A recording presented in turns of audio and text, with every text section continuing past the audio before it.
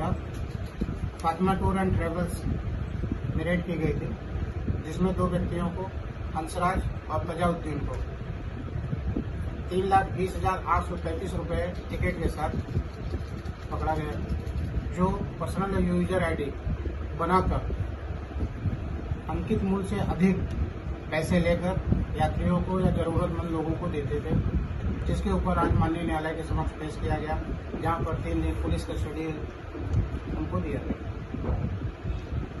कौन सा एक्ट के अंदर इनको? ये रेलवे एक्ट की धारा 143 के तहत इनके ऊपर कार्रवाई।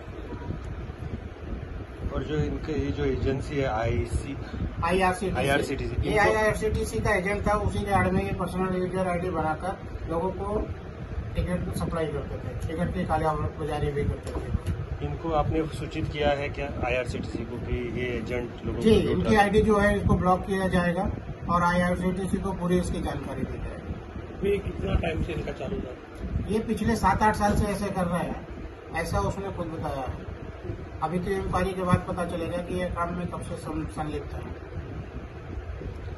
उनका ऑफिस वगैरह कुछ सील करेंगे? नहीं, ऑफिस वगैरह सील करने का हमारा नहीं होता। हमारे जो ये हमारा काम रेलवे का जितना टिकट से संबंधित रहता है वो कर सकते हैं। 7-8 साल में अप्रोक्सीमेट